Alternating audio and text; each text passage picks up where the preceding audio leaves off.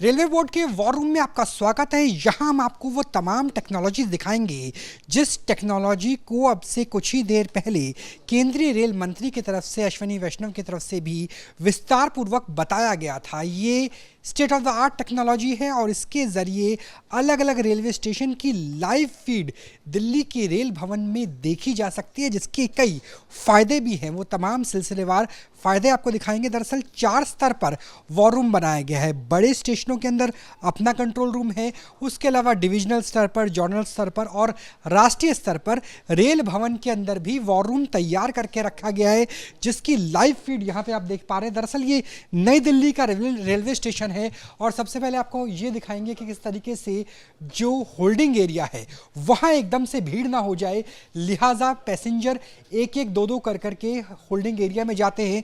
Holding area में कुछ घंटों तक रुकते हैं। अगर कुछ पैसेंजर जल्दी आ जाए, लगभग 2 घंटे पहले उन्हें प्लेटफॉर्म तक जाने की ज़्यादा होती है। आधे घंटे पहले ही वो रस्सियाँ हटाई जाती है, जिसके बाद वो रेल के अंदर प्रवेश कर सकते हैं। तो यहाँ पे देखिए कि आपको अलग अलग रेलवे स्टेशन की फीड नज़र आ जाएंगी। भारत भर के जितने बड़े रेलवे स्टेशन हैं, खासतौर पर छठ महापर्व की बात करें, फेस्टिव सीज़न की बात करें, तो वहाँ पर कहाँ बहुत ज़्यादा भीड़ है। जैसे मान लीजिए कि यहाँ पर बहुत ज़्यादा भीड़ है, जिस तरीके से रेल मंत्री ने बताया था, और वहाँ के लिए स्पेशल ट्रेन भी चलाई जा सकती है ताकि आने वाले कुछ घंटों में जो भीड़ है उसे काफ़ी हद तक कंट्रोल किया जा सके।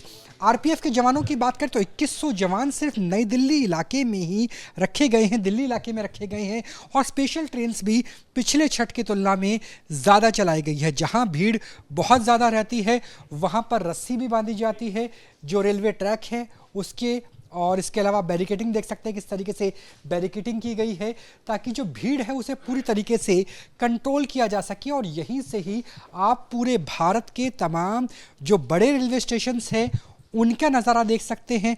उनका वॉर रूम यहीं पर ही नज़र आएगा और साथ में कई कैमरे जैसे लाइव फीड तो है ही, जिसमें आर्टिफिशियल इंटेलिजेंस और एल्गोरिदम का भी इस्तेमाल किया गया है, यानी हेड काउंट हो सकते हैं।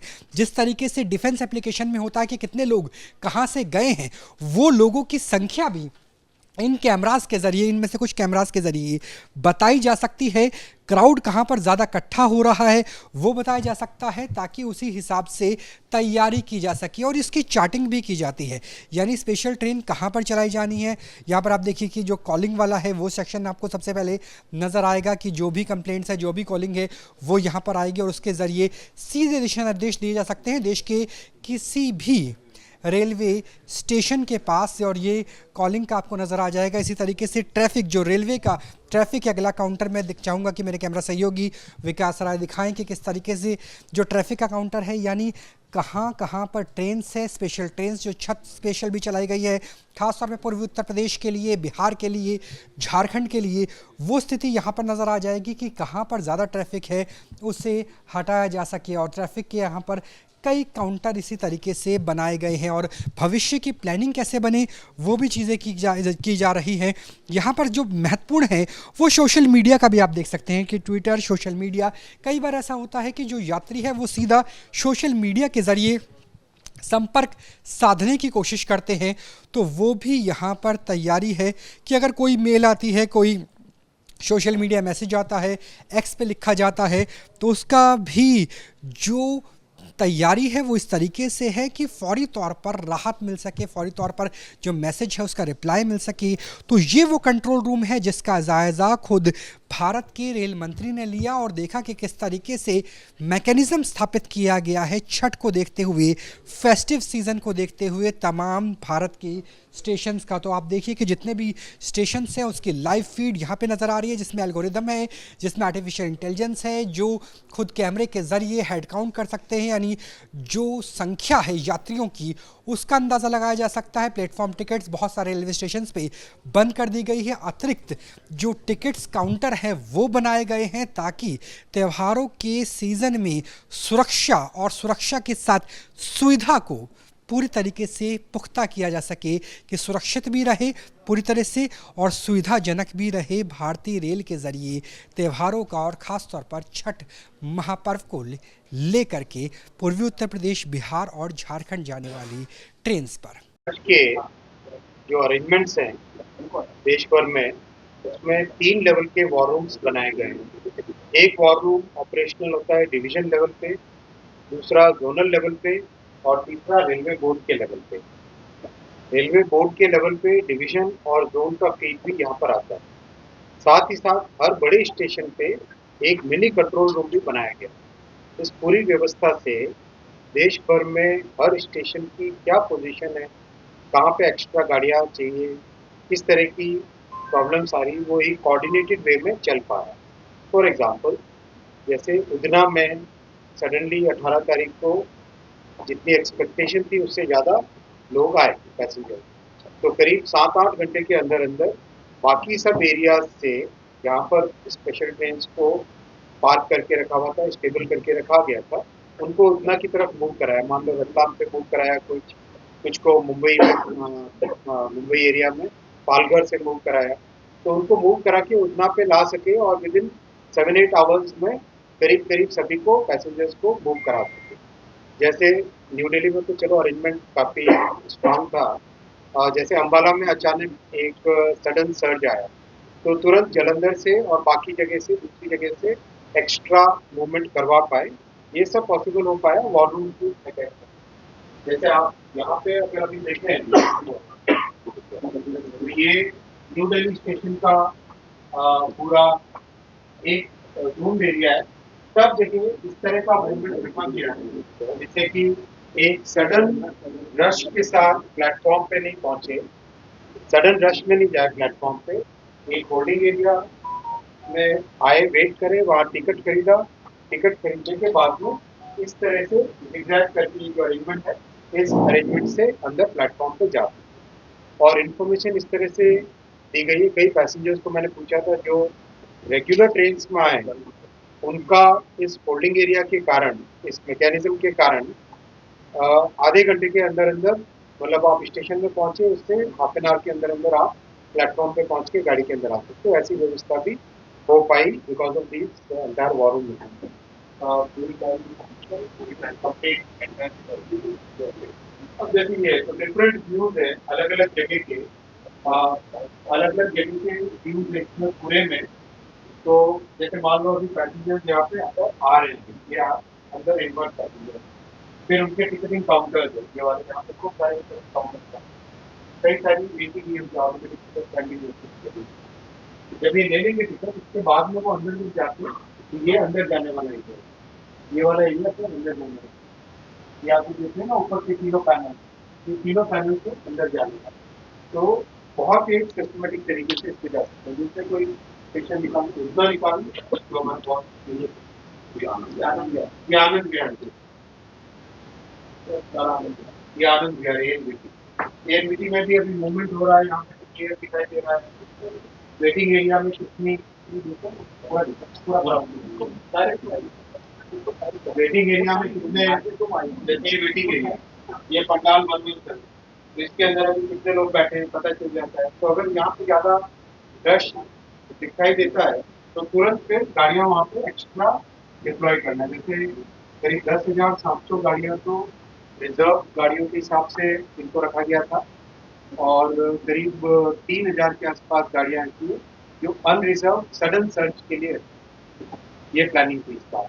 तो 10,700 जो कि पहले से नोटिफाइड IRCTC के वेबसाइट पे पहले से नोटिफाइड है, जिनमें टिकट रिजर्व करके आप पहले से ले सकते हो, और जो सडन सर्ज आती है उसके लिए अबाउट 3,000 ट्रेन का प्रोविजन रखा गया। तो करीब करीब 12,000, मतलब ओवरऑल 13,000 की तरफ ये नंबर जा रहा है। Maybe it will increase more as we go forward. तो this is the way we are planning overall उतना भी क्योंकि बहुत ही आज तो करीब करीब खाली है, ये मुन्ना का वेटिंग एरिया है। तो वेटिंग एरिया को भी पहले दिन जब देखा कि कैपेसिटी उसकी मतलब इनसफिशिएंट पड़ रही है, तो तुरंत 19 को ही 18 को जब देखा बहुत ज़्यादा रश आया है, बहुत ज़्यादा लोग आए हैं वहाँ पे, तो 19 को हमने उसका वेटिंग एरिया को भी एक्सपैंड कर दिया, और एक्स्ट्रा एरिया उसको एक्सपैंड कर दिया, जिससे कि कोई भी पैसेंजर्स आए तो उनको बैठने के लिए सफिशिएंट जगह मिल सके। तो उतना तो प्रैक्टिकली खाली बहुत ही तो ये वाला पुणे से ये पुणे का एरिया थोड़ी एरिया की करीब मतलब प्रैक्टिकली आपको चलो 8 बजे हम लोग एक्सपेक्ट कर रहे थे 23rd को सेकंड पीक आए। आज का पहला पीक 17, 18, 19, 28 ये 4 दिन थे और उसमें 18th और 19th मैक्सिमम पीक था और ये सेकंड पीक आने का था एक्सपेक्टेशन 22nd, 23rd और 24th। तो आज जरा कल का 22nd का वीक मैप लिखो। अब हर स्टेशन का every hour we maintain a position of the station और 0 आवर से 24 आवर्स तक complete every hour we maintain. जैसे कल का 22 तारीख का हिस्सा तो एक्सेप्ट न्यू दिल्ली स्टेशन में दिन के 12 बजे और 13 बजे यानी 1 बजे केवल ये 2 आवर्स में क्राउड था, बाकी सब जगह नॉर्मल मूव। ये कंप्लीट जैसे मान लो कोई भी स्टेशन से ले लो, मान लो पूरे स्टेशन तो राइट फ्रॉम 0 to 24 ये कंप्लीट नॉर्मल कंप्लीट नॉर्मल जितना नॉर्मल एक स्टेशन से होता है उतना ही। ओवर क्राउडेड के लिए येलो है और ओवर क्राउडेड के लिए रेड इसका लगेगा। तो पूरे दिन भर का और ये 35 स्टेशन ऐसे हैं जिनको कंटिन्यूसली मॉनिटर किया जाए 35 स्टेशन को, ताकि एकदम क्लियर पता रहे, एक विजुअल में सब एकदम सामने आ जाता है कि कौन से स्टेशन से ज्यादा पहुंचे। आज का देखो आज 23rd का सारे स्टेशन से 11 आवर्स तक नॉर्मल, अप टू 11 आवर्स सारा नॉर्मल है। ऑल दी 25 स्टेशन एक्सपेक्ट कर रहे हैं आज आफ्टरनून में यहाँ पे कई स्टेशन में क्राउड आएगा, एक्स्ट्रा पैसेंजर्स आएंगे। एक हम कंट्रोल चार्ट डिफॉर्म करते हैं, ये तो कहीं डिसाइड करते हैं ये जो डिसीजन कैसे लेते हैं वहाँ का एक्चुअल सिचुएशन देख के डिसाइड करते हैं। ये यहाँ पे हम डिसाइड नहीं करते, वहाँ पे जो फील्ड से जो आ रहा है रिपोर्ट और हमारे यहाँ वेरिफिकेशन हो जाता है। जब उसका फील्ड का हम एक्चुअल विजुअल देख लेते हैं, जैसा भी आपने देखी कई स्टेशन पे, तो विजुअल देखने के बाद में हम क्रॉस चेक करके फिर उसमें डिसीजन यात्रियों की संख्या के आधार पर होता है कि इतनी संख्या होगी तो क्राउड है। हाँ देखो हर जगह क्या एक्सपेक्टेड, लास्ट ईयर का डेटा लिया, उससे पिछले साल का डेटा लिया और उन दोनों को लेके मॉडल में रखा कि हमें कितनी गाड़ी यहाँ पे किस डेस्टिनेशन के लिए चाहिए। और इस बार डेस्टिनेशन बहुत बढ़ा दिए, जैसे पिछले साल डेस्टिनेशन बिहार के 7 बड़े शहर थे। तो जैसे मान लो पटना तो होता ही होता है, मुजफ्फरपुर था, दरभंगा था, पूर्णिया था, सहरसा था, भागलपुर था, इस तरह से 7 बड़े शहर थे। इस बार करीब 18 बड़े शहरों को रखा, 18 लोकेशंस को बिहार के 18 लोकेशंस को डेस्टिनेशन रखा गया। एक कल किसी का ट्वीट भी था बहुत अच्छा कि मतलब पटना से आगे जाने में उनको कितनी तकलीफ होती थी, इस बार गाड़ी पूरी पटना से भी आगे उस डेस्टिनेशन तक पहुंची। तो इस तरह की व्यवस्था की गई है।